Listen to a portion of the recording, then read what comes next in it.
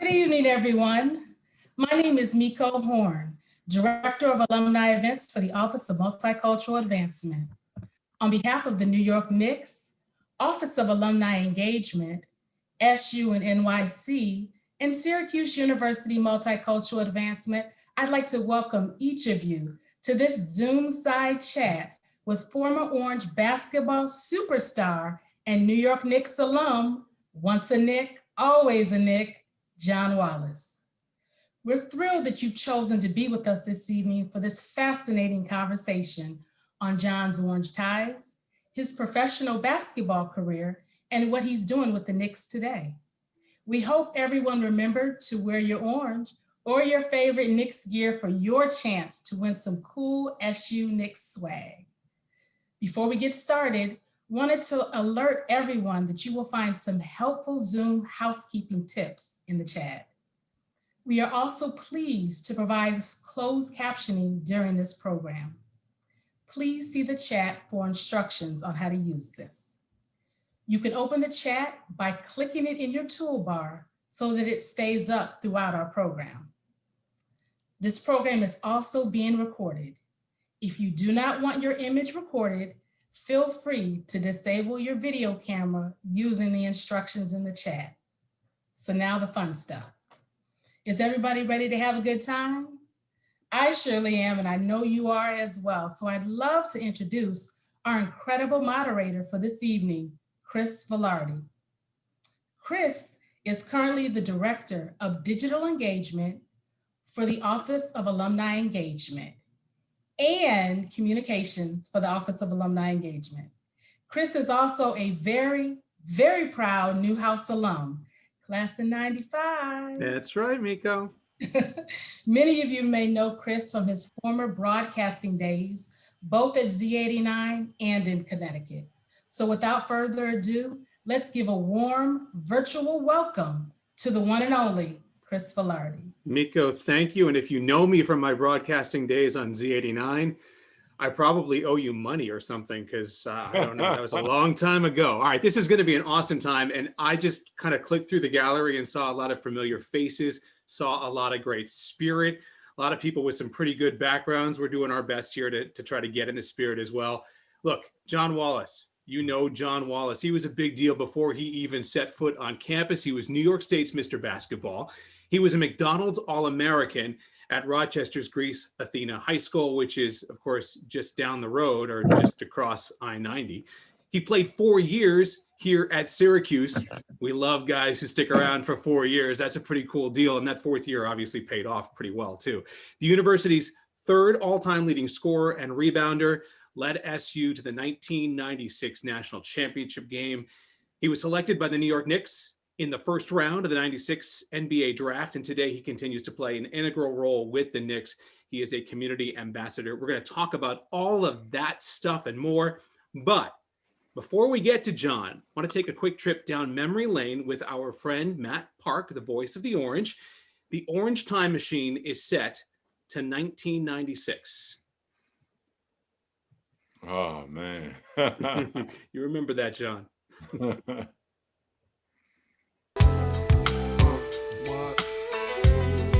In the lead up to the 1996 season, Syracuse was not only unranked, but not even in the Big East championship picture, as star-driven teams at Villanova, Georgetown, and Connecticut were all in the preseason top 6.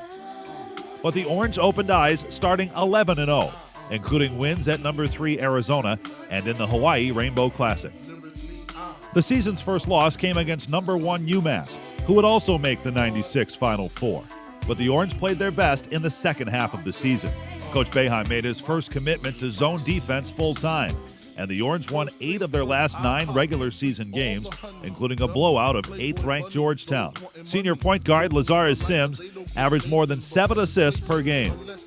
And senior forward John Wallace established a new school record for single-season scoring while leading the Orange to 2 unforgettable victories in Denver. Got it. If it goes on, it's going good. Overtime.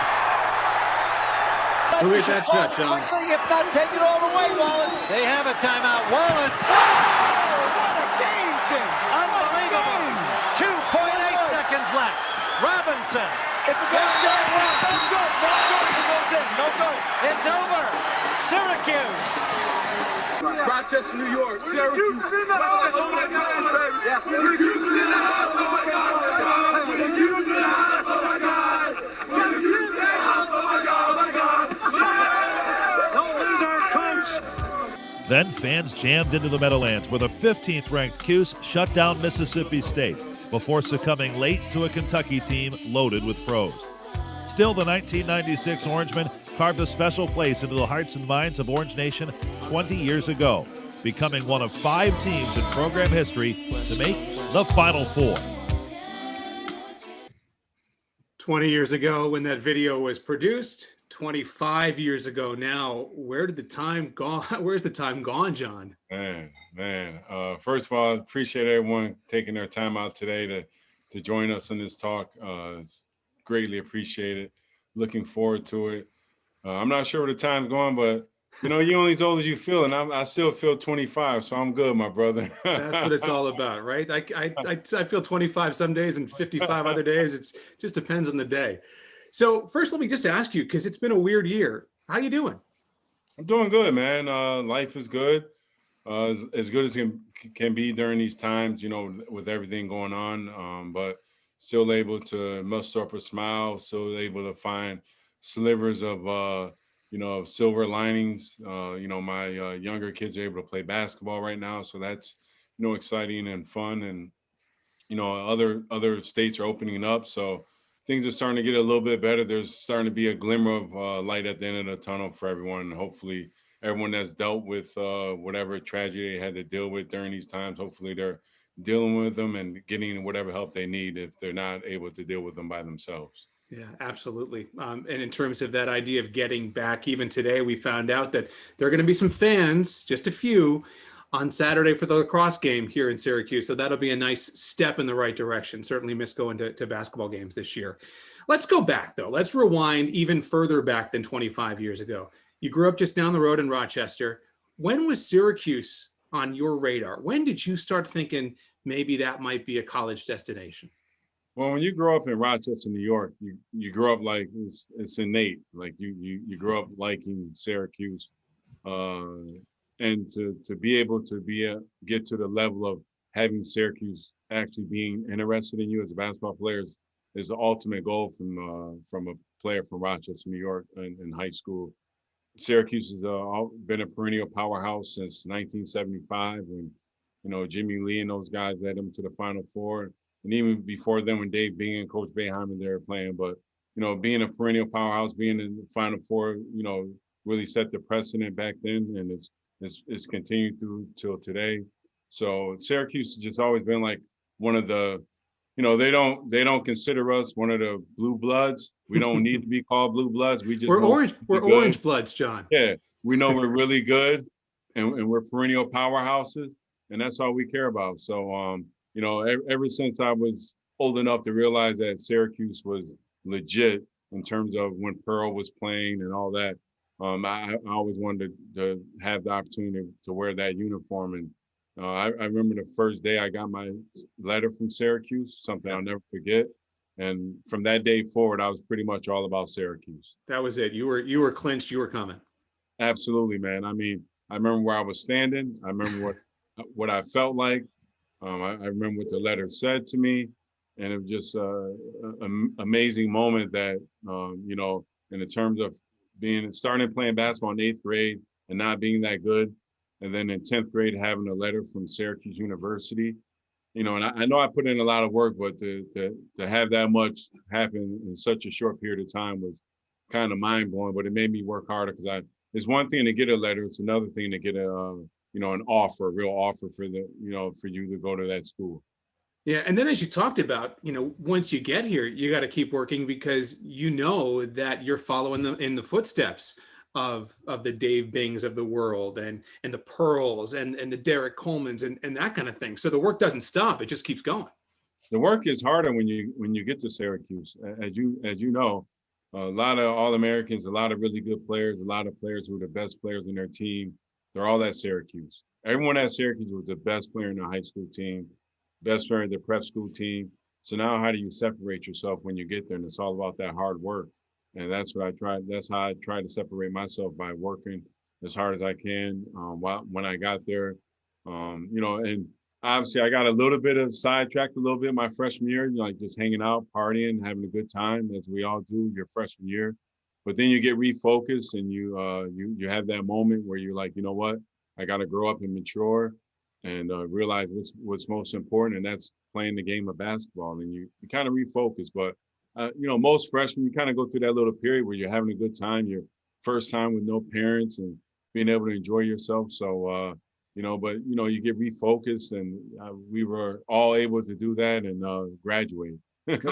College is a learning experience on a lot of levels, right? I mean, that's what it's all about. So you, as I mentioned, you stuck around 4 years, and that fourth year was a heck of a year. We just kind of had a little bit of a summary of it, but what stands out to you about that Cuse is in the house, oh my God team? Just starting out that summer, having everyone start coming to my house every Sunday for dinners. That's built bonding. And that built that camaraderie. I knew we weren't going to be the most talented team, but I knew that if we loved each other and we really, really got along off the court, it'd carry over to on the court, and it did. It boded well for us. We were able to beat teams who were more talented than us during the season. And I think because we really, really pulled for each other. And Coach Boeheim does a great job of letting you know what your role will be for that season. You know exactly what's expected of you, how many shots you should probably get every game. Yeah. Like he puts it all out there in the first couple of practices. He lets you know exactly what to expect. And if you can't buy into that, you might as well walk now, because that's the way the season is going to go. And for the most part, everyone bought into their role, and that's why we were able to have the run that we had in '96. That obviously we love to have won the title, but it's no shame in losing to arguably the greatest team, one of the greatest teams of all time, when they're able to have 8 NBA guys go to. That team was just stocked with pros. I mean, that team, it was almost unfair. Yeah, I mean, and honestly, like I've always said numerous times, I truly feel if I didn't foul out, we'd have won that game. We were starting to make our run. You were. Yeah. Even though they were the better team, I just felt like that night, without that, a couple of questionable calls that the referees made, I feel like we had them because we matched up well with them. And once they made their little run, and Tony Delk didn't really do anything in the second half besides the 4-point play, we were making our run when I fouled out. So it was it's obviously still a tough pill to swallow, but there's no shame in losing to a really arguably one of the greatest teams of all time. And I'll tell you, man, and you knew as soon as you got back on campus, I'm sure the behind that, what you had behind you in terms of the fans and the campus community. Let me touch on that, because coming back to Syracuse after we beat Georgia and Kansas out in Denver and flying back is the most surreal moment I've ever been a part of, something I will never, ever forget. Landing and having that many people waiting for you on the side of the highway, at the airport, at the spot where we got off for our buses, downtown when we went down to Marshall Street. There was everywhere we went, there was just like, you didn't know that there was that many people in Syracuse. Just the population of Syracuse tripled in a matter of moments, and just an incredible fan base, the greatest fans in the world, the support that they've always given to the Syracuse teams over the years is second to none. It's especially for such a small city, to have that much love and to have that to sell out 30,000 and be the record attendance leaders practically every year. It's a testament to what Coach Boeheim has built up in Syracuse, and the testament to the fans that come and show their support year after year after year. Passion is real, man. The passion is absolutely real. Speaking of Coach Boeheim, give us a quick Coach Boeheim story. You mentioned that he was very clear about what players' roles are, and I'm sure that he was before your era, and he has been ever since. But give me a quick Boeheim story. Well, obviously I have a ton of Boeheim stories, but one that you can share with this. I'm gonna tell you one that's more personal to me. It's like I love it. Boeheim and myself. It's 2006, the year that we won the Big East. And that year I came to a couple of games at the Dome, and maybe I think 4 games that year. And we lost every game I came to. I'm like, oh. So pretty much I didn't speak to him because Coach Boeheim and I are very similar. After a game, he has to talk to the team, but sometimes I'm sure he'd probably opt to not talk because you just don't even want to be bothered with anyone or anything. You just want to get in your thoughts and figure out how you could have possibly won that game. So we lose all 4 games that I show up to that year. And the Big East tournament starts, and obviously G-Mac's on a tear. But I didn't go to the first couple of games. I'm just like, I'm watching. So the championship game, I'm like, I got to go. I got to go to the championship game. I go to the game.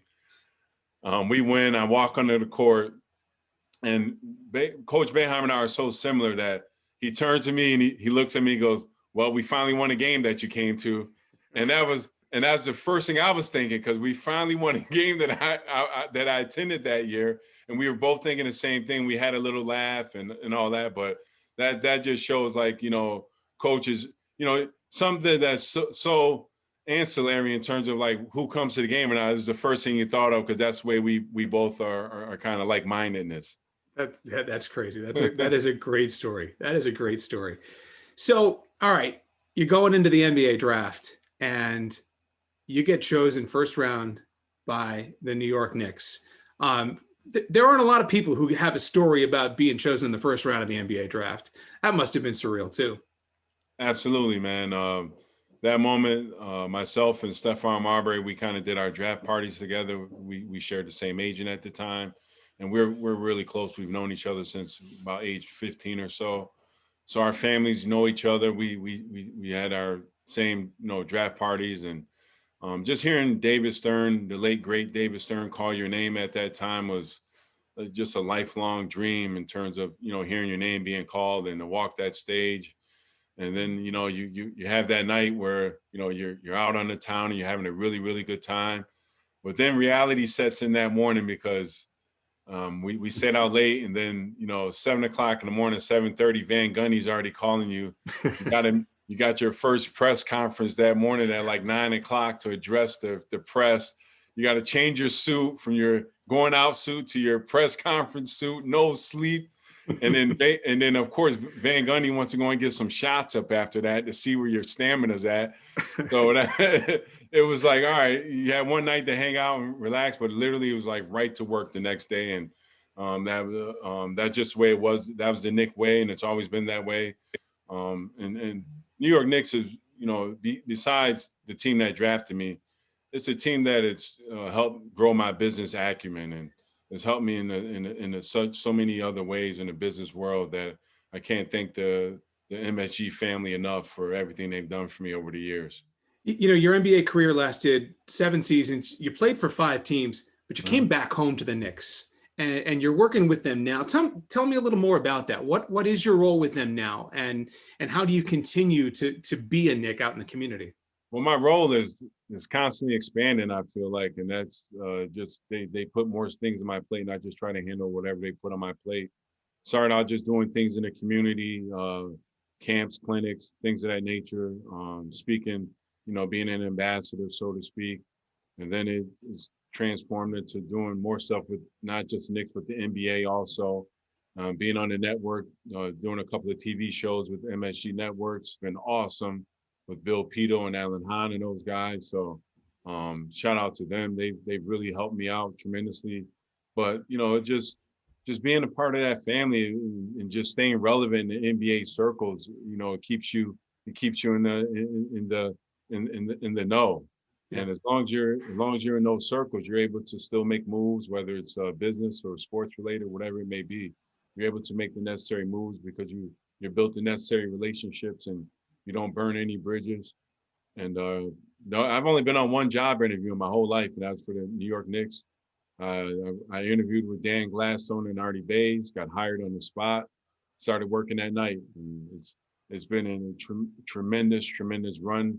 12 years later, still working with them, and that's turned to me doing my glass business that I have now, JW Glass. It's turned into part of the clothing company I'm doing with Gary and Trico. And so it's really been an incredible thing for me being a part of the New York Knicks family. The basketball, I haven't played for the Knicks since 2000, since the 99-2000 season. Yeah. And so to still have my check say James Dolan and the MSG family on it is a remarkable thing for me also. So I'm just a very fortunate and blessed man to be in this position. That is really cool that family atmosphere continues and that support continues. You do wonder sometimes after, people go through an NBA career or whatever sport, what happens next. And the fact that you've got, a relationship with an organization that continues to be a part of your life and continues to support you in other business ventures is pretty rewarding. Well, I mean, it's not just myself. The New York Knicks family, Mr. Dolan's got, I'd venture and I'd bet this against anyone. He's got more former players that's working for them than any other NBA franchise, maybe even combined, because there's so many guys like myself and Starks and Larry Johnson and Herb Williams and Charles, like there's so many former guys that are still a part of the family, still working for the MSG family. And, so can't say enough about that. And then we start doing business together. I actually had a conversation with John Starks today about a new business venture we're going to be looking into. So, it just, when you're able to rub shoulders with the Earl Monroes and, Willis Reeds and Clyde Frazier's of the world, it's just this incredible New York Knicks family that you're able to take advantage of their business networking also. Yeah, that's awesome. That's really great. And it's kind of great to see the Knicks turning the corner a little bit on the court, right? I mean, that's got to be a welcome thing for a lot of folks. Got a new coach. The team seems to get some energy, some younger players. So just from a perspective of being involved with a franchise that's heading in the right direction, that's a great thing too.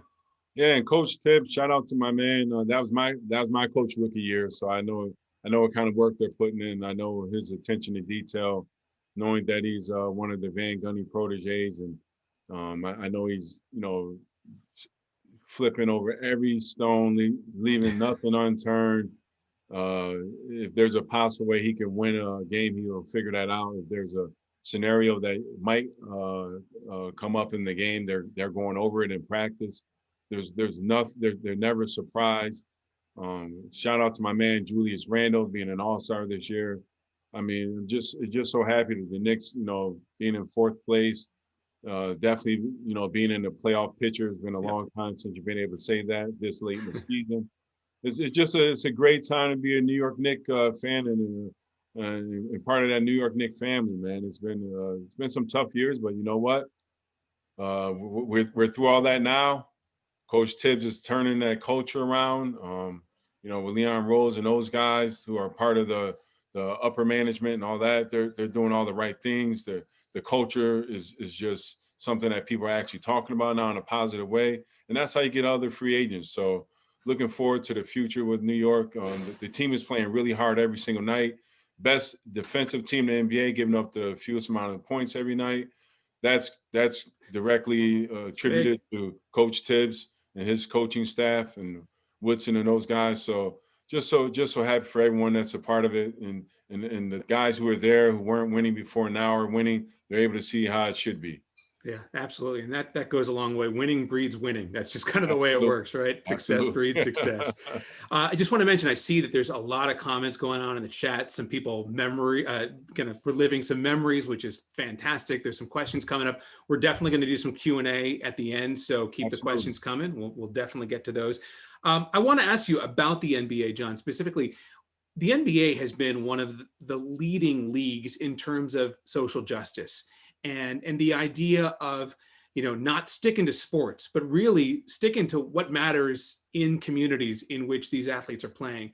What can fans do to continue to support athletes who are taking a stand, who are speaking in ways that maybe they didn't feel as comfortable speaking a few years back? Well, first, you gotta be willing to learn and listen.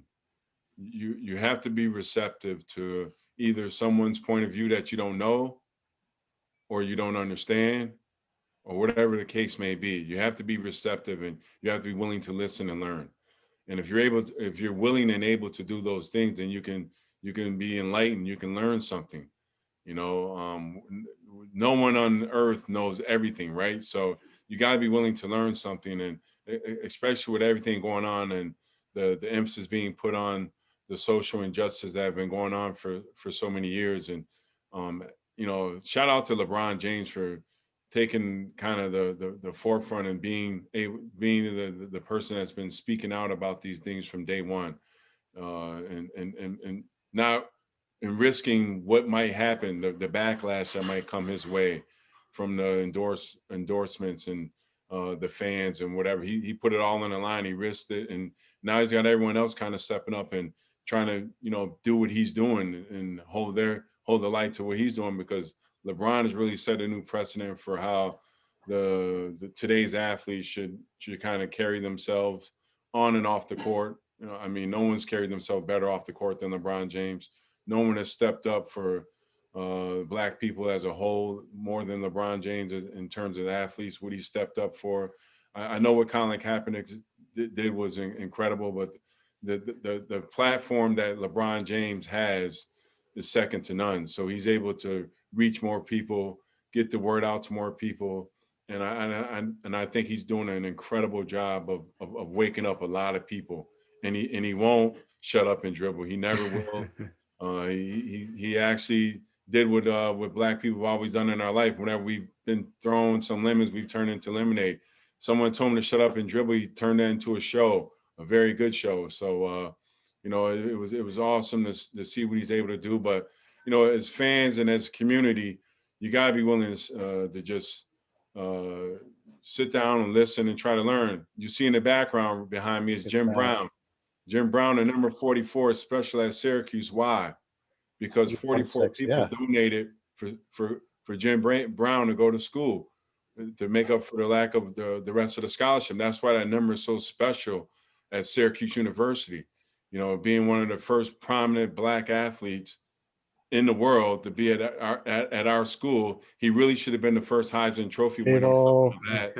But Ernie Davis was able to accomplish that a couple of years later. So 1995, the fact that Prime. Jim Brown, what he stands for at our school, what our school stands for as a whole, it was tough to hear the things that were going on at our school last year, especially you were at school with me. Yeah. We didn't have any racial issues. It was so when we were hearing this, it was shocking. It was hard for me to even accept it, because when I was at school, I think my sophomore year, I wrote a paper that on the fact that Syracuse had more minorities at their school than any school that wasn't a Black HBCU school. To see that, what was going on last year was just hard to believe, hard to accept, hard to fathom. Hopefully everything's changing and getting better up there, but that was really, really hard to see, because during our time, it was just we all loved each other. We all got along, and it was really, really, we had the greatest school ever, man. I wouldn't trade going to Syracuse during my 4 years for anything ever.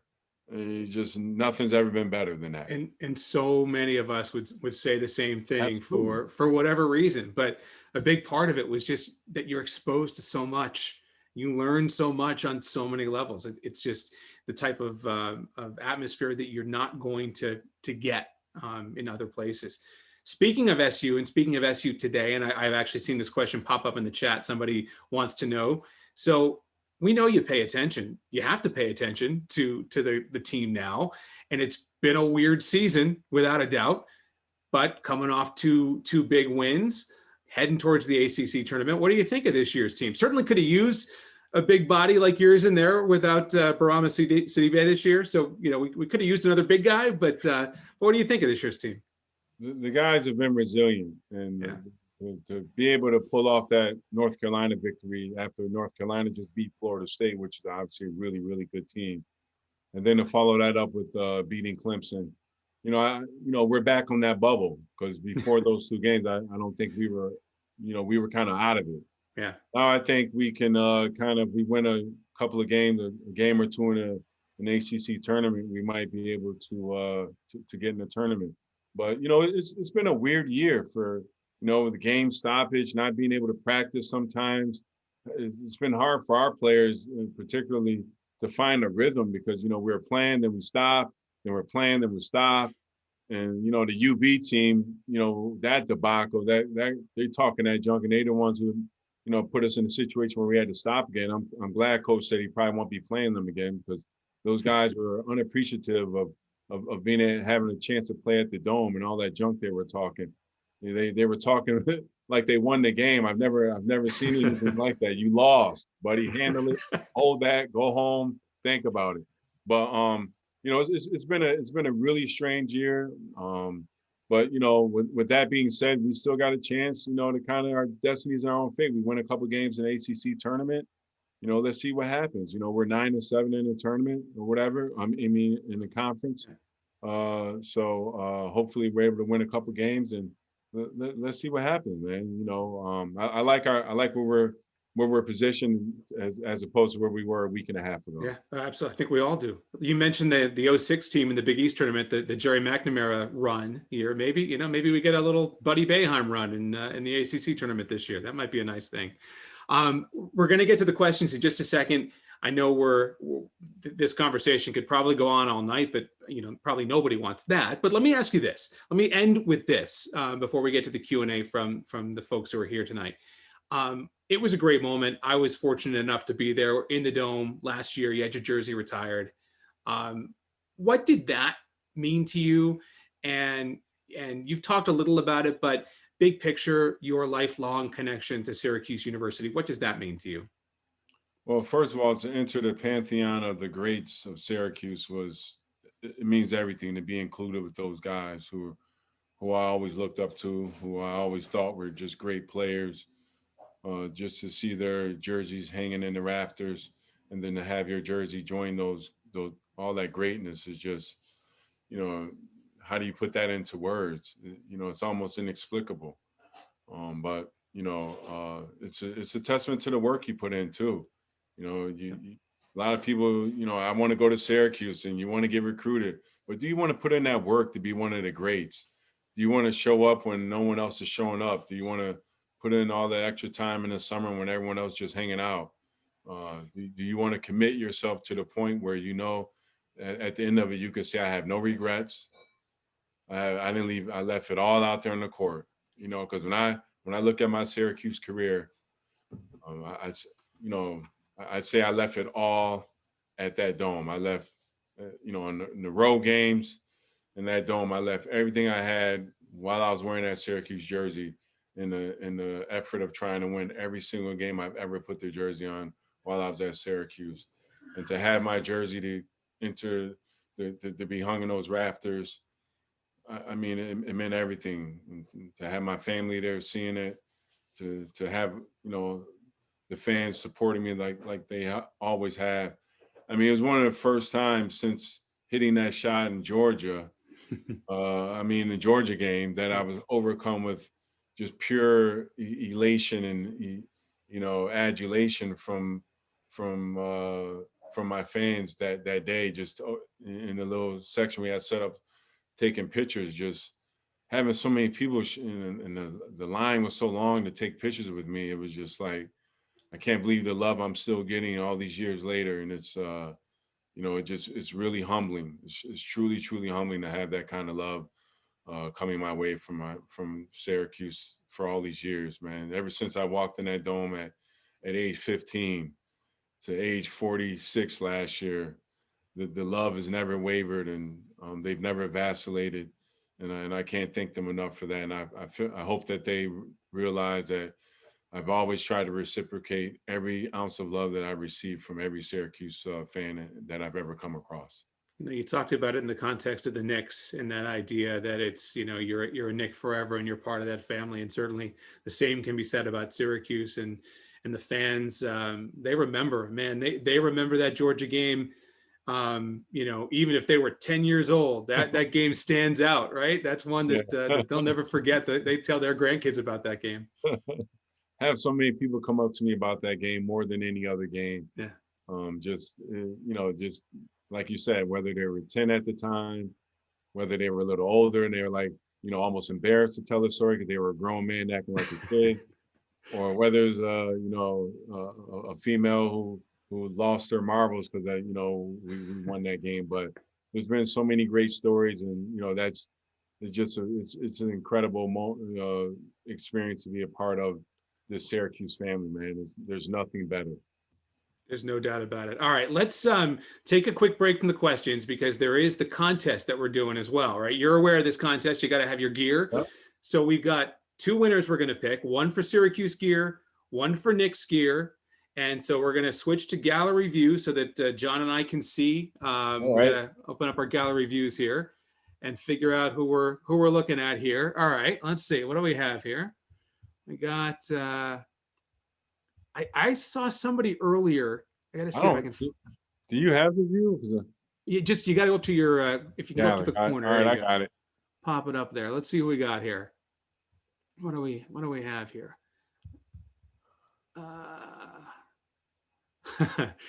I do appreciate the retro shirt that Jose has on. Another 96er. That's pretty good. Oh, Kevin's got a Wallace Knicks jersey. That's pretty big too. Jose, I'm feeling that old school S, Jose. You are? I'm feeling that old school S. I like All right. that. I think we have our Syracuse winner, I Jose, like with that the old school S. man. That was dope. That's dope, Jose. Loving That's that. dope. There's a kid with a New York jersey on. Yep. And then there's my man Kevin who has a Wallace jersey on, so he has to win. All right. I see it. All right. We got the number. What do you got? The number 9 jersey over there? Is that the one you're talking about? Andrea. That's number 8. I think is it a 9 or 8? What do we have? Oh, it's 9. So 9. It's probably RJ Barrett. Oh, all right. And RJ Barrett, his father played at St. John's, and we beat up on them, so we should probably give him some love. Because we pounded St. John's while he was there. I love it. I love it. All right. So we'll figure it out. We'll figure it out. We'll figure it out. Two. And You're the boss. Whatever I got to do, I'll make it happen. But Kevin, you win the Knicks jersey. You and Andrea, you guys win. And my man Jose, you got the Syracuse one with that old school. I don't know where you got that from, man. That's pretty good. That is vintage. Dig down in the basement to find that is vintage. All right. All right, let's get to some Q&A because I know you guys have questions. I know you've got some questions for some folks. I want to start though, because I'm in looking at these gallery screens, I see we've got a guest here who I know is a big John Wallace, a big New York, big Syracuse fan. Kevin Richardson is in the house tonight here. So Kevin, first of all, welcome. Thanks for coming. And second of all, throw a question at our guy, John Wallace. How you doing, JW? Kev, what's up, fam? How you doing? Nice to meet you virtually. Hopefully I'll see you soon on campus, man. What's up, my brother? Man, we pretty much the same age. Happy belated birthday. Appreciate it, man. Thank you. February, I think. February 9th. Yep. There you go. I'll be 47 in October, so I've been a fan just like you since the 80s. I was a big Derek Coleman fan, as you were. Just like Earl me. Washington. I'm a New York City guy. But I wanted to ask you something even deeper. How was your upbringing growing up in Rochester during the 80s and 90s? Just like my upbringing was in New York City and Harlem. Did you go through racism in Rochester? How did that make you a tougher kid and get through Syracuse? Well, actually, I didn't really face that much racism, honestly, coming up. And I think part of it is because I really don't see color. I really see whether you're either cool or not. And it's never been a black or white thing with me. Either you're someone who's cool and who are nice to other people, or you're just someone who's a jerk. And I don't care what color you are. If you're a jerk, you're a jerk. So I didn't really deal with too much of that coming up. Actually, my mom, our house was burglarized twice. When we lived in the hood. We moved out to the burbs, but we lived in the burbs. The only part of the burbs were that accepted Section 8 and welfare. So it was like being in the burbs, but still being in the hood. But you got the good schooling. And if you were able to take advantage of that schooling, which a lot of us did, that's how you really equalize. That's the great equalizer. is education. You know, if you're able to educate yourself, you can kind of change your position in your situation. Because, yeah, I am a basketball player, but I haven't bounced a ball for money since 2005, and I've been getting checks every month since then because of my education, being able to work what I'm doing now. You know, being a part of the Knicks family. Syracuse wouldn't have me do this event if I wasn't educated or being able to handle myself. So, it goes a long way just being able to educate yourself. And I think my mom saw that when I was young, that to move out to the burbs and give me a better education. That's great, man. Appreciate it. Thanks for the question, my brother. Of course. Kevin, thank you. That's a great answer, John, too. And it applies to so many things. Just that idea of educating yourself and taking advantage of that. Along those lines, and this question isn't necessarily one that comes down to education, but Richard asked in the chat, if you were in college today, would you still consider sticking around for 4 years, or would you make the jump to the NBA? Chris, are you kidding me? I went to Syracuse. I would try to stay 8 years. Love it. We were the greatest party school ever, man. We had a good time. You tell me you don't want to go back to that? Are you kidding me? Look at me, John. I graduated in 95 and I left for many years. I came back to work here. So, Exactly. Exactly, man. So, yeah, I mean, there's no era that I could think of that out of, obviously Carmelo had to do what he did. You win a national championship as a freshman. He was as good as any senior that ever played, let alone a freshman. So, he's an outlier. But for the rest of us, those 4 years of college, we were trying to figure out a way to redshirt and get another year, an injury year or something. You know what I mean? If you were on this year's team, you get that extra year. I know, man. That's beautiful. Right? And hopefully those guys take advantage of that, because that's huge. That's huge that everyone gets a free year. That's huge. Somebody else, and I didn't see who it was, somebody else asked, speaking of sticking around or being in college, would you consider coaching? Is it ever something you thought about, either pro or college? Not really, because I couldn't imagine dealing with me. I don't have enough patience. So, I mean, it takes a lot of patience to be able to deal with, top recruits. And, everyone thinks, Adrian and Allen and GMAC those guys have an easy, it's hard. Dealing with today's player and, today's world. So they have a really tough job. And, everyone just sees this like, all right, just going to get that player, But, it's a really hard job. And I couldn't imagine having to deal with today's players and everything that's going on in today's world. I see Naya, who I believe is a current student, has her hand up. So let's get to a question from her.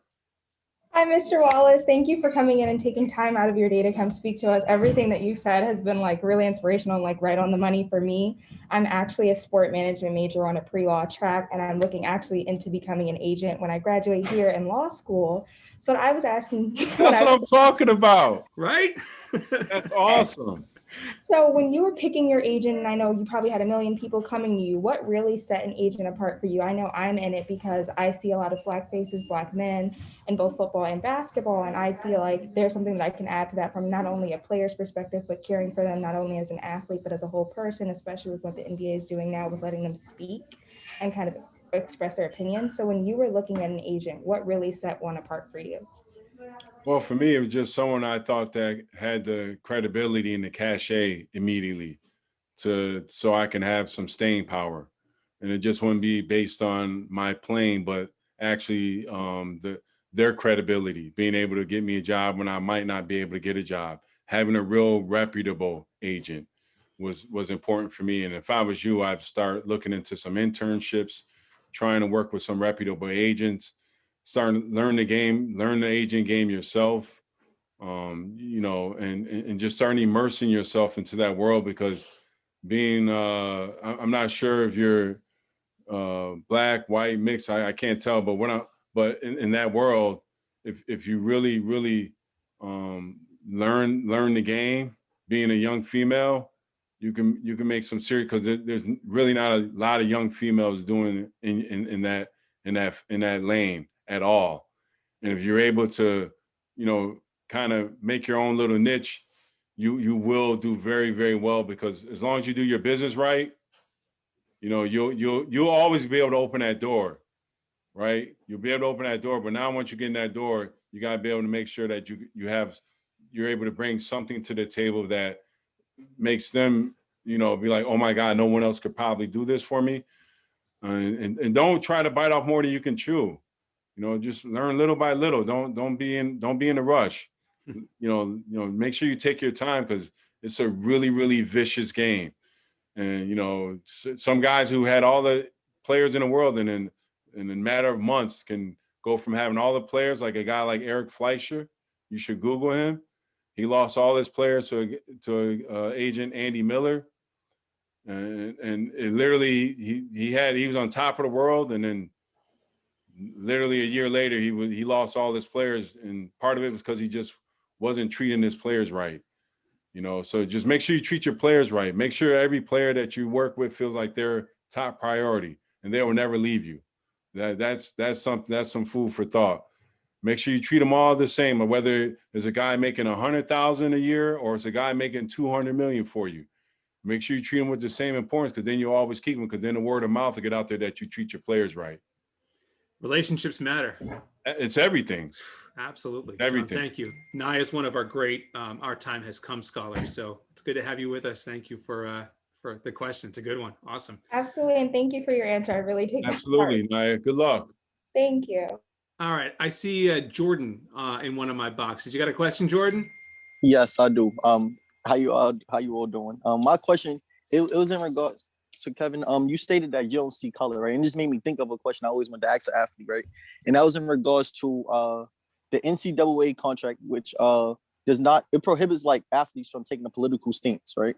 And I wanted to know, what was your opinion on that, being that most collegiate athletes are Black students? So in a way, to see them as athletes and have like a system that makes money off of their capabilities, but not allow them to take like a political stance and have their voice heard, I think that's like seeing them as an athlete, but not seeing them as a Black athlete. I just want to know, like, what was your perspective on that, especially because you became part of like the NBA, which is a franchise that is more lenient, like when it's comparison to like the NFL, when they allow athletes to take that stance in regards to different political movements that's occurring. So I just want to know, what was your perspective on that? Well, first of all, the NCAA is starting to change. It's been a very slow process, but they're starting to change little by little. It's been a snail process, but eventually, I think the changes that need to be made will be made eventually. That's just my personal opinion. I don't think it's perfect or even near perfect right now, or even good for, say some of the athletes because of what's going on. But, sometimes we get caught up in like, all right, the NCAA is exploiting a Black athlete, but every athlete that's under the NCAA is not Black. There's athletes of all races that the NCAA is scholarshiping. Now, I think we need to address where the money is appropriated.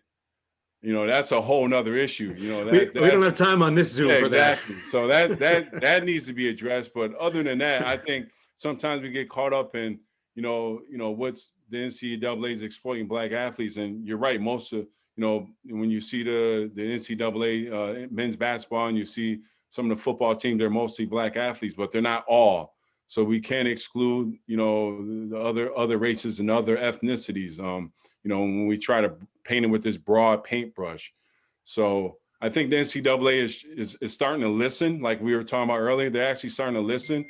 They're going to start letting people try to earn something from their likeness or endorsements and all that. So I think the needle's starting to move a little bit. And as long as people keep the same energy, keep trying to get some change, it will eventually happen. We are coming to the end here. We got about 5 minutes left, so let's do a lightning round. Kevin, what do you mean? We have a stop time on this? Well, we're going to lose our captioner. I know that. And hey, you and I can stick around as long as people want to stick around. I'm fine with that. What do you mean That's we're cool. losing our capture? We can't extend it? What's going on? We're Syracuse. You went to Newhouse. You can't press 3 buttons to extend something? Come on, Chris. See, that's it. I can caption at the same time. I'll just listen and type at the same time. We can do this. Are you kidding? That job is one I could never do. Kevin wants to know, what was more exciting, walking out on the floor at a sold out dome or a sold out MSG? That's going to be a tricky one, huh? Well, just split me in half. Yeah. Because, I love both, and that going out the tunnel to both arenas was something that you'll never forget. As Mary said, we're going to go to overtime. Syracuse has had some success in overtime, right? So why not? No Kind of doubt. works out. Darlene, I see a question, hand up over there. So what's your question? John, the Harris twins here. How y'all doing? I haven't seen you Hey, guys in a how long are you? I time. know it's a little more personal connection with us, but thank you for the Syracuse and Knicks memories, NBA at 50, Chelsea Piers, all that stuff, All-Star Weekend and all that. I put that in the chat, but I had to thank you personally. But I had a question about your new role, with the Knicks and just the leadership role you've been assigned to, which is such an honor. And I'm so proud of my hometown team being part of your life as well. And, orange and blue from start to finish in our lives. And I just wanted to ask you about mentoring. Have any of the legends who, we all know and love, have they mentored you in your new position? And how do you see your role in mentoring the current players with the position you now also hold? So in other words, I'm looking generationally at what you've learned from the legends that we know and love and how you plan to share that knowledge with the current players. Well, that's what we were talking about a little earlier, and the fact that the fact that I get to rub shoulders with Clyde Frazier and Willis Reed and sit there and pick their brain, Earl Monroe. We do that all the time, and then I'm passing it on to the young guys. I did a Zoom call with Julius Randle last week, and I found out that he took a class at Harvard, which I found was profound. I mean, I was like, wow, he took a class at Harvard, and he's looking at taking another one. So, and we were talking about some business things off the court, because the guys that really helped me the most it wasn't talking about basketball. It was, life off the court and what you do with yourself and your finances and all that. So basketball was kind of like, it was a given. It was just stuff that, off the court, how to handle yourself, how to take care of your body and all that, and your money, which was most important, which resonated most with me. And that's what I try to pass on to the guys of the younger generation. Very proud of you. Thank you so much for your time. All right, I see in the chat that a fellow 96er and a friend of mine from the WJPZ days and the incoming president of the Syracuse University Alumni Association, Ryan McDonald, has listed about 54 questions. We're only going to let him ask one. So Ryan, you can unmute yourself and ask a question of John. Thank you, friend. If you go to Newhouse, you can get 9 questions in one breath. So I will get them in, I promise. First off, shout out to all the 96ers on here, and Mr. Wallace. Obviously, you created so many memories, lifelong memories for all of us with that run, you and your teammates. Thanks, Mark. I appreciate that, man. I put in the chat, I'm fairly certain the walls at 741 Livingston Avenue still have beer on them between the Georgia and Kansas games. Two of the great life. I can't imagine those have been washed. But anyway. So, I could ask you if you think Tony Delk has hit 8 threes since that night. Probably not. Al McGuire dancing, good grief. But having been there through 92 through 96, that team, as you said, came in unheralded. I would argue the 94 and 95 runs could have mirrored 96 but for 1 or 2 breaks. So I'm kind of curious. That double overtime loss to Missouri in 94 was an all-timer in 94. Man. But 95 haunts me, Mr. Wallace. What do you think happens among friends if you beat Arkansas? Because I think you take the train all the way to the finals that year. You know what happens? We ride all the way to the finals because that's what Arkansas did, right? And we match up with UCLA. Now, from what I know with those guys, man, we would have elbowed them the first couple of plays of the game. They're soft. We'd have took them out their game. We never really lost to the West Coast teams, Arizona, the Pac-12 teams, because Big East was just a different brand of ball, and we brought it to them. It was just a physical game right from the onset. And I couldn't imagine all that high flying that UCLA was doing was going to work on us, man, especially against Arizona. They weren't great shooters. They were good athletes, and they got up and down. But I think we matched up very well with them. And I would have loved to have been able to make that run if we didn't, obviously lose Arkansas in overtime. I appreciate it. Thanks, Chris. I wasn't expecting Thank it. you guys, man. This is incredible to have this kind of show of support. All these people showed up today. It's Syracuse, man. It's awesome. I don't know what you guys are going to do for your 25th reunion in coming up, but this feels like a reunion for the class of 96 in a lot of ways, right? We're going to do whatever we want to do, baby. That's how it works. That's how it works. Hey, Christine wants to know if you keep in touch with those teammates from 96. You mentioned how you guys formed that bond by meeting for dinner and that kind of thing. You still talk to the guys? I talk to all those guys all the time, Lazarus and Todd Bergen and all those guys. Jay Sapola, talk to all those guys all the time, man. And that's that bond that we have, from that run, that makes it so special. You end up going to war with guys and then you end up, loving them for the rest of your life because they're like a real brother to you, it's like a real family member. And I see Christina showing off her shirt from that time as well. A lot of retro gear here tonight too. This is I really love cool, it, man. I love right? it. We got to do more of these. This is I got awesome. them all. I love it. Look at this. Jerseys. I got old school. She's got. This is great. Miko, who put all this together? Who was part of the? I don't see Mary on here. All of us. Yeah. Well, I want to thank all you guys, man. This is awesome. We definitely need to do more of these. This is like really dope. It's like, obviously during the pandemic, this is the best we can do, but this is awesome. It's like we're all hanging out. That's right. That's exactly what it is. We're just missing the smell of barf and beer on the floor somewhere. Yeah, let's not recreate that. We don't need that on Zoom. All right, so Randy wants to know what was, and we'll be good, but what was your favorite spot on M Street back in the day? Well, I was a Harry's guy because I kind of controlled the music and everything up in there, and Shaheen would let me come in and do my thing. So I was definitely a Harry's guy, man. The good hip hop all night, every night. Me and my crew was up in there, most nights. So definitely Harry's. Yeah, I see John and Joy were happy with that answer.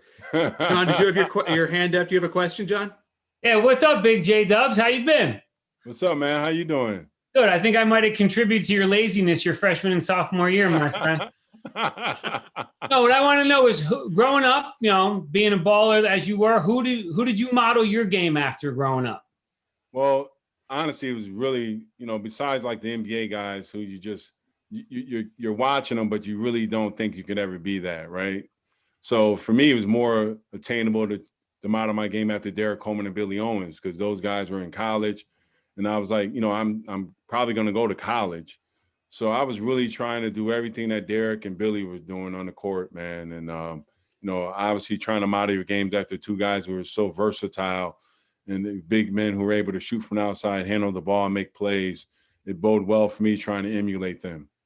Nice. And speaking of that 06 night, remember, I got this. That was that night. That was that night, Big John. That was that night. Ran into you in the hallway. No doubt, my brother. Good seeing you, man. You too, my friend. Been a while. Another question that came across the chat. I didn't see who asked it, so I apologize for not giving you credit for the question. But who was your favorite person back in the Big East days to dunk on? Well, honestly, I love dunking on everyone. I mean, it didn't matter. I was an equal opportunist.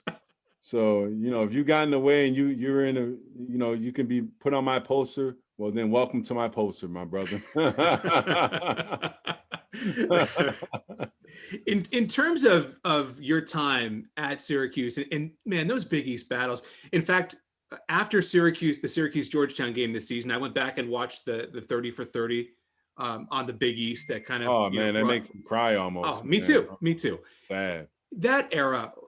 Give me a good Big East story. Tell me about one of the battles, whether it was with UConn or St. John's or Georgetown. Well, I'm gonna go to Georgetown, and it's my junior year, and I can't remember the guy's name, but he dunked on me, and he's excited, and him and AI, they're all in the huddle. They're like, yeah, and I walk right in the middle of the huddle, and I tell them, I'm gonna dunk back on you. And about 3 minutes later, JB Reefsnyder gives me a pass. I dunk on him and one. And as I landed, I said, I told you I was going to get you back because you're really not that good. And Allen Iverson walks by, he goes, man, I can't believe you did that, man. Like, you know. Because whenever anyone got me, my whole intention that whole game was to get them back.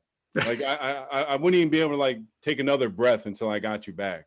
Because that's how serious it was to me, you know. But that feels like that was the Big East. Like that just right. That's it was the real Big East, man. Because any one of the 10 guys on the court was probably thinking the same thing. Oh, absolutely. Wallace got me. I'm getting him next time. Absolutely, man. It just and even the coaches. Like I remember Coach Boeheim and Calhoun almost coming to blows one game because it was that fierce, man. Like we, you know, it was the Big East was a very, very competitive, you know, aggressive league, man. There was a lot of contact going on. It was, you know, physicality at its highest. If the officials who call the games today were to be calling those games the same way they call the games today, would you guys be able to finish a game, or would everyone fall out? Half. Yeah.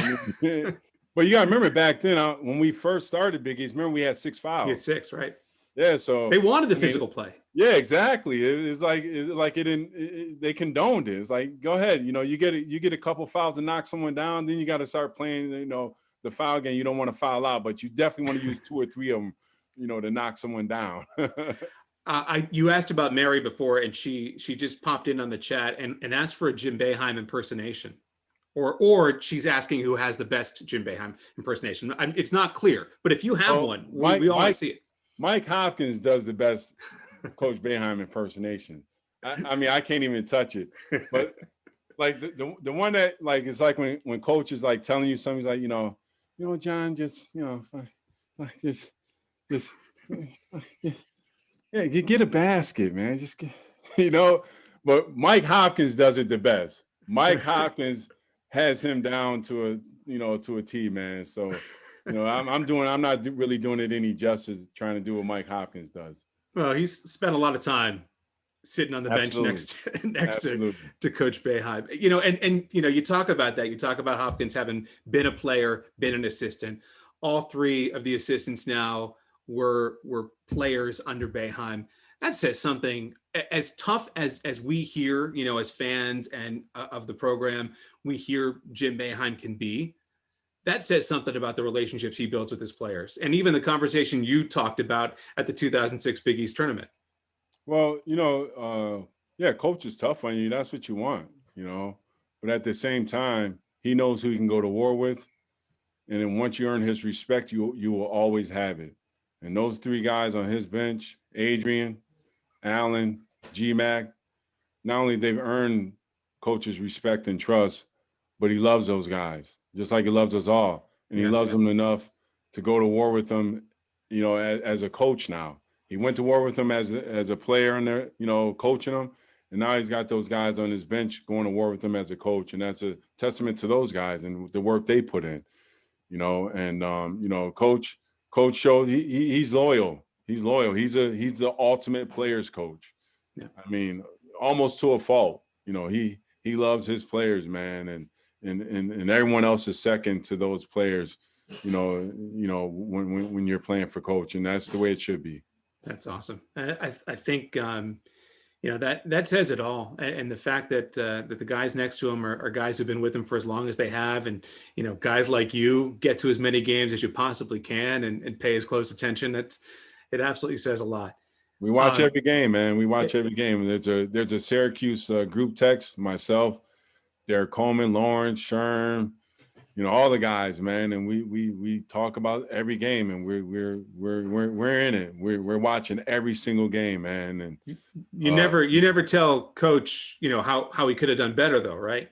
No, because you understand that obviously, just like ourselves, when we were playing, we were never trying to lose. We were never trying to turn the ball over. We were never trying to do anything detrimental to the team. Just like Coach. I mean, you know, with the thing he's going on with the reporter's saying something about Judge. Like, obviously, if Coach thought, you know, hindsight 2020, if you thought the guy's going to play better or going to give you a chance to win, you'd play him. I mean, you know, who lives life in hindsight? please let me know when we can go to hindsight living, and I'll join you. doesn't work very well in really anything. Well, I want to certainly be conscious of your time. You've given us so much tonight. No, man, we're here. Let's if there's more questions, I want everyone to whoever. I see Mason Mikulski has a question from 95. All right, there we go. Mason, shout it out. What do you got? So do you think that this soft cupcake era, like you barely get touched, and the foul, do you think that's a detriment to the game? Well, Mason, what happened was, especially, and it all starts at the NBA level, obviously, the NBA had to clean up the game and make it more offensive. So they took away hand checking. They made it a more free-flowing game, because when I entered the NBA, there was you came through the paint, you were like a pinball. You got forearm, you got hit in the neck, you got hit in the, you got hit a bunch of times just cutting through the lane. And the NBA kind of took that out, and they made it a more free-flowing offensive game. Offense puts people in the seats. It's exciting. Defense is, defense does win championships, but offense is what sells and puts people in the seats. So they had to go to a more offensive-minded mindset. And, at the same time, you had the greatest scorer of all time in terms of Michael Jordan and what he went through with the Detroit Pistons days. So they had to clean all that up, and I understand why they did it. The players like myself, the basketball enthusiasts and purists from back then, we don't like today's way of playing, but you got to respect it because you know why they did it, to make the game more offensive and free flowing. I feel like I need to say this, John, because you and I, before we started this program, we're talking about, or maybe even when we did start this program, about being 95, 96 grads and feeling as young as we possibly can. Mason, you're not a 95 grad, right? Your mom is a 95 grad. Is that correct? Because I feel like I look pretty young for a 95 grad. John, you look great for a 96 grad. Mason, you're putting us to shame. Yeah, my mom went there. I'm just a junior in high school. All right. Yeah. And Very good. I'm from Rochester, and my dad did go to Athena. Okay, no doubt, man. So that's my old high school, man. Tell your dad I said what's up. Will do. Thank you. Awesome. Thank you. And I think John from our team here at Alumni Engagement says his mom was one of your teachers back in the day in Rochester. Boccacino, John Wallace. Janet Boccacino was your 5th grade teacher. Wow, yeah, you're going Craig way Hill. back, man. Sorry, throwing it back a little bit too far there. Going maybe. way back, Patty Hill. It's a small world. It's a Patty small Hill world. days, man. Joy has a question from another classmate, another 96 reunioner. Yeah, hi, John. We met Haven Hall. I met some of your friends from Rochester. Okay. So I lived in Haven Hall. So freshman year. That's Haven. That's when Haven was all girls. Right. The last year, Haven was all girls. And a couple of your friends from Rochester lived on my floor. Yeah. So did you guys stay together? Did you get married? Did you have kids? No. Didn't get married. I do have kids. I had kids with someone else though. Okay. So you're available or you're not seeing anyone? I'm sorry. No. You didn't know this was Love Connection too, John. It's been a long time, No, I'm not seeing someone. I'm seeing someone. I'm just like, I'm very happy with what's going on right now. Okay, I'll see you at the reunion then. We can talk. All right, Joy. Thank you. Okay, it's great to see you. You look exactly the same as how many years ago? Thank you. Yeah, you look the same, man. Would you ever think about playing for Boeheim's Army?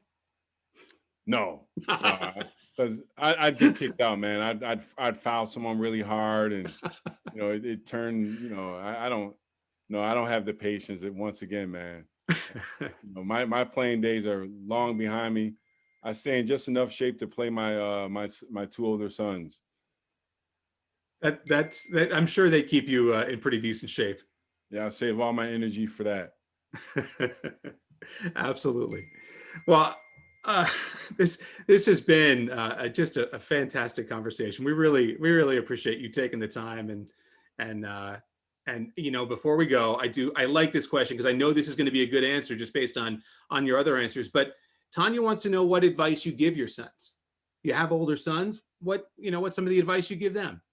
Well, first of all, I'm just ecstatic that all my kids, none of them are dealing with any serious issues, any drug issues or any addictive issues. And, I don't say that lightly because some of my friends who has, kids who are dealing with that, it's really tough. And that's something I've tried to express to my kids about, make sure you don't even dibble and dabble in anything, because once you do, you're ruined.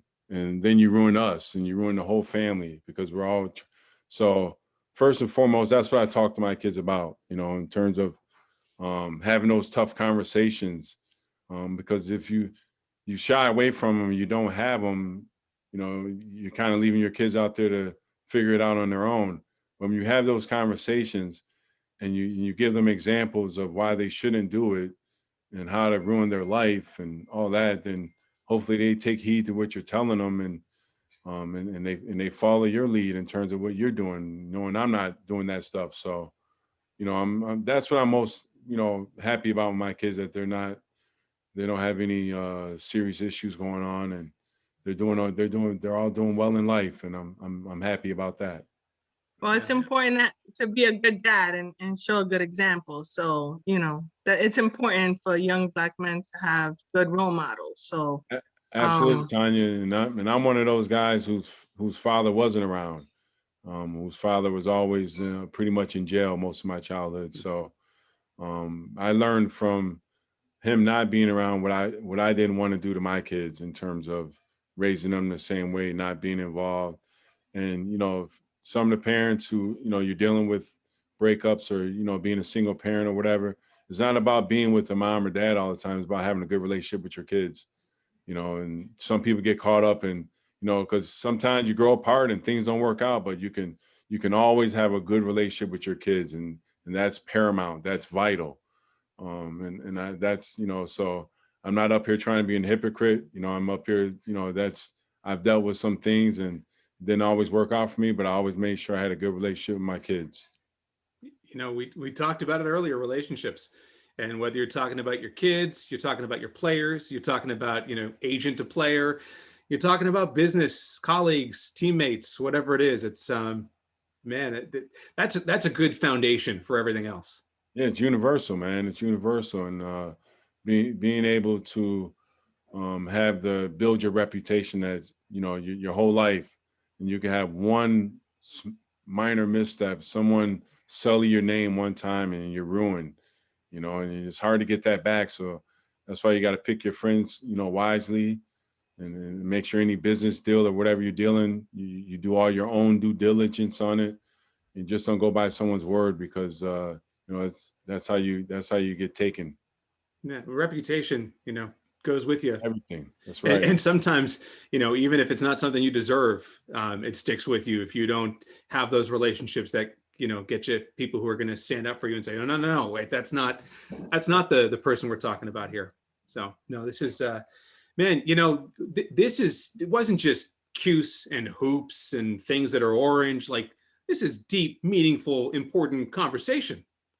You're right, Chris, but then it always comes back to the Cuse, baby. It's all about the Cuse, but we're all here talking about everything else. Our Cuse family, we're able to talk about, so many different aspects of life, share our views and our opinions, and hopefully all our views and opinions are respected, and no one's just, shunning them, and you're not, taking this lightly. And like I said before, hopefully this is something we can start doing more of. This is awesome. I feel like I'm actually, I got out of my house and I hung out with my Syracuse crew for a little bit. If I close my eyes for a second, I'm like, am I out right now? Like, no.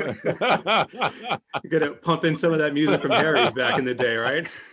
No doubt, man. So it's I can't say it enough. Like I keep saying, that to have this many people showing up for this event was just once again humbling, and it's awesome. And thank you guys so much, man.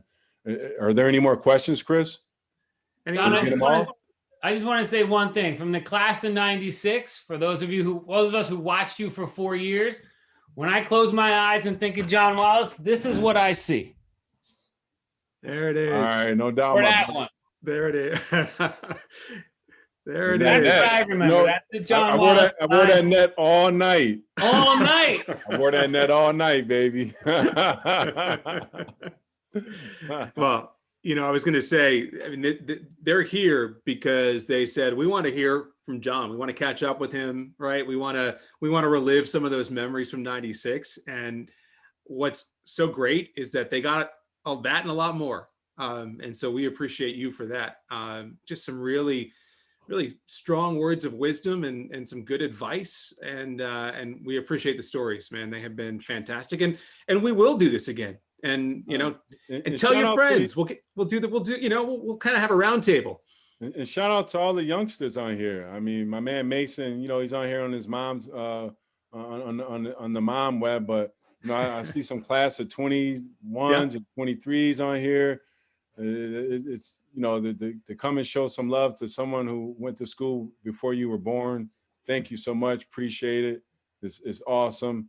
And you guys, you know, this is that network. So, you know, if you need anything in the New York area, you know, business-wise, you know, one of us could probably help you. So let's get that going too in terms of our business network that we all have, that we all can share, and that costs nothing.